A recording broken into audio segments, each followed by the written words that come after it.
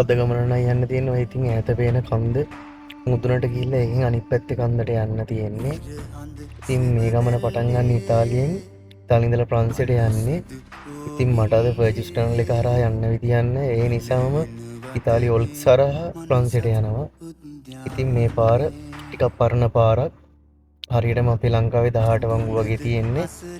ඉතින් මේ පාර පාවිච්චි කරේ ඒ කියන්නේ ප්‍රංශයේ ඉතාලියට යන පර්චේස් ටනල් එක හදන්න කලින් ගොඩක් කට්ටිය මේ පාර තමයි පාවිච්චි කරේ. දැනට යන්න පුළුවන් ටොන් 22කට අඩු ලෝඩ් එකක් විතරයි. මගේ ලෝඩ් එක ටිකක් බරයි. ඒ වුණාට මට අද යන්න වෙන පාරක් නැති නිසා මේක යන්නම වෙනවා. ඉතින් ওই විදියට තමයි අද ගමන යන්නේ. මේ පාරේ පල්ලම් වල උපරිම වේගය පැයට කිලෝමීටර් 20යි 30යි වගේ තමයි යන්න පුළුවන්. මොකද ලෝඩ් එක බර වැඩි නිසා මේ රිටාඩරේ හරහා තමයි වාහනේ පල්ලම් බැස්සුවේ. ඉතින් කන්ද නගිනකොට ටිකක් අමාරු වෙන්නේ නැග්ගේ. මොකද උපරිම ස්පීඩ් එක 20යි 30යි. මේ ඊට වඩා වාහනේ එන්නෙම නැහැ. ඉතින් හැම පැත්තෙම කඳු. අද සෙනසුරාදා දවසක් හින්දා ඉතින් ගොඩක් ට්‍රැවල් කරන්න කට්ටිය එනවා. ඊට අමතරව ගොඩක් කැම්පින් වලට එනවා. ගොඩක්ම ලස්සන පැත්තක් මේක. මාරම ලස්සනයි. මම ඉතින් මේ ගමන මේ වෙලාවේ ඇවිල්ලා උදේ 6:00ට විතර ඇති.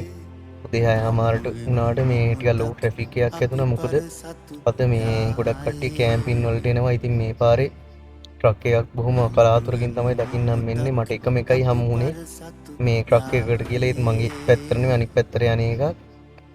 ඉතින් ওই විදියට තමයි මේ අද දවස ගෙවුනේ. හරිම ලස්සනයි ඉතින් ප්ලේස් එක.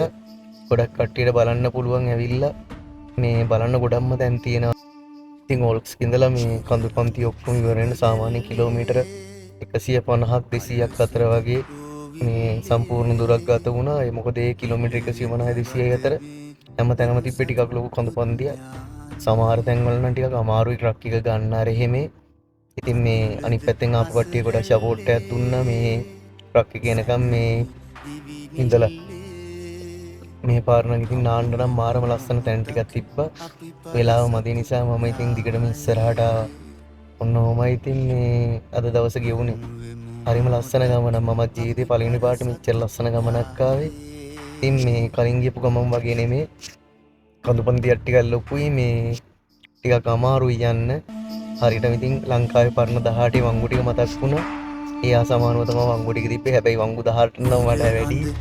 ඊට වඩා ලොකු වංගු ටිකක් තිබ්බා. ඉතින් ඔය විදියට තමයි අද ගමනේ කඳු පල්ලම් ටික වැහැගෙන ලස්සනම ලස්සන පැත්තකට ආවේ.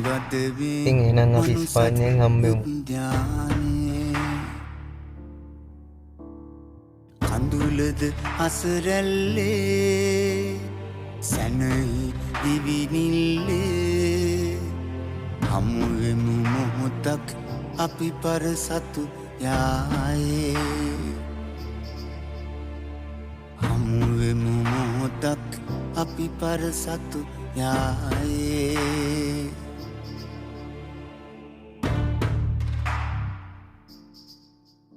දෙව්දුන්නෙන් පින්තාරු වුණත් සිහින විමන්